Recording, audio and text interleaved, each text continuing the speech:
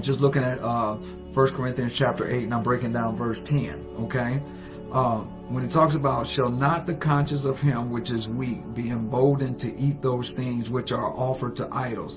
Because when they did sacrifices, okay, certain parts of that sacrificed animal went to the preachers and the priests. The priests were, parts of the sacrifice that was left over was to feed the priests and to feed their families. Certain parts of it they weren't supposed to eat. But so what some of the people were doing at the Lord's Supper, they was eating some of the stuff they wasn't supposed to eat. And then there was somebody who wasn't understanding what was going on. Do you think that there's people sitting in your church that don't understand what's going on? And when there's people that's sitting in your church that does not understand what's going on, we need to pay attention to where they are in their Christian walk.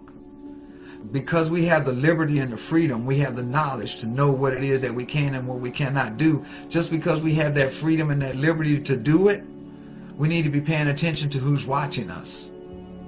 Because those people who are watching us, they can stumble. Why are they doing that? If they can do that, then well, I can do that too. Okay? We have the liberty to drink. Okay?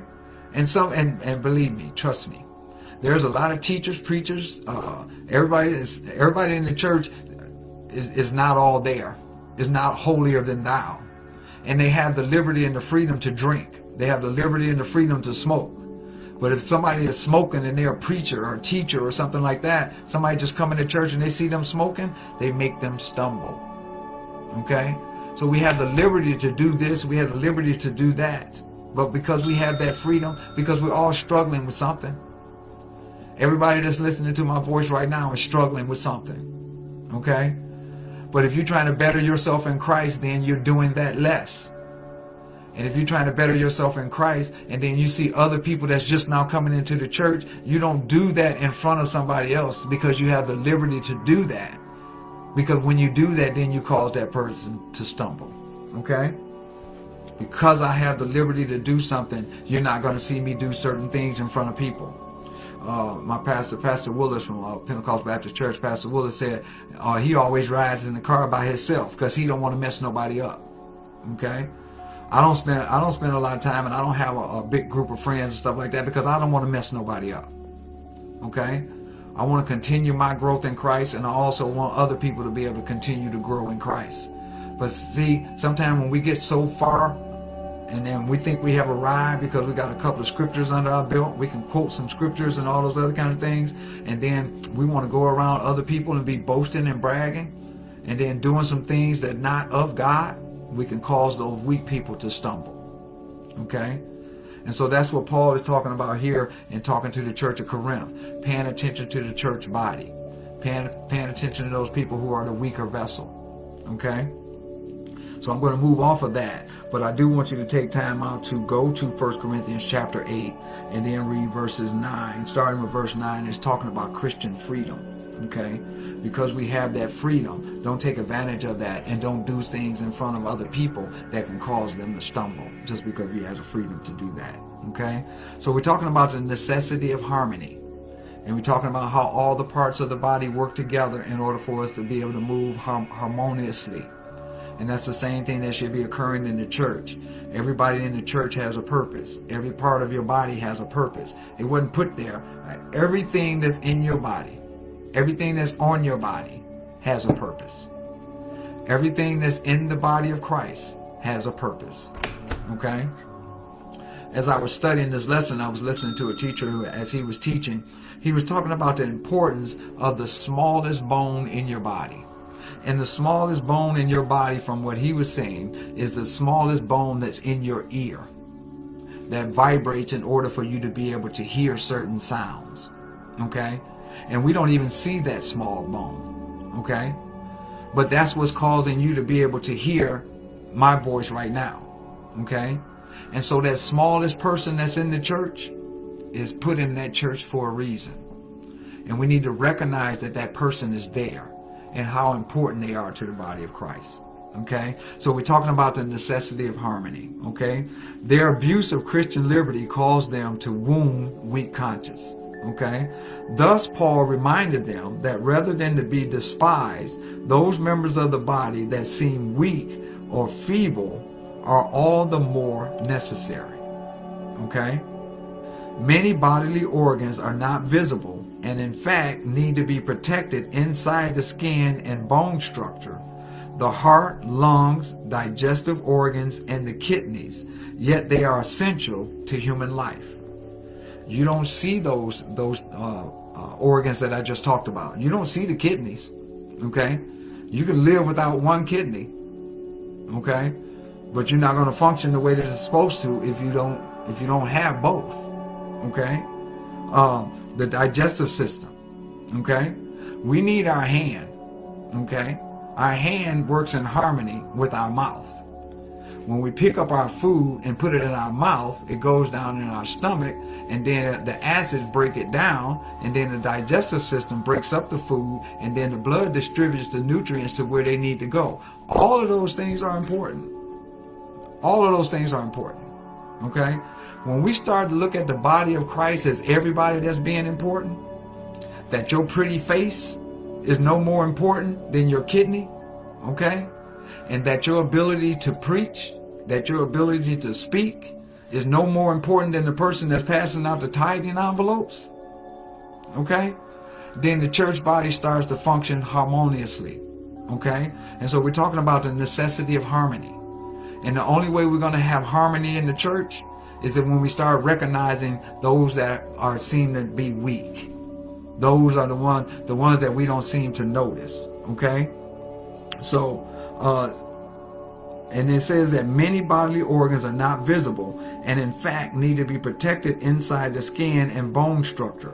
The heart, the lungs, the digestive organs, and the kidneys. Yet they are essential to human life. Those people that are least important in the church are essential to the function of the church. Okay? Those people that are least visible in the church are very essential to the function of the church. Okay? Likewise, in the body of Christ, many members who never minister publicly are nevertheless the lifeline of the church. Okay? Some people that would never get up in the pulpit. Some people that would never sing a song. Some people that will never stand in front of the church. Some of the people that will never pass out the Lord's Supper when it's time for communion. They are very essential to the church. Okay? And what Paul was doing here with the church of Corinth is he was trying to bring them back together for them to be able to recognize that they're all part of one body. Okay? Because if the hand said to the eye, I have no need of you. Okay? Then if we didn't need the eye, then how would we be able to go and see and pick up what it is that we're looking for? Okay? The eye is very important. Without the eyes, can we function? Yes, we can function. But are we functioning in the way that God intended us to do?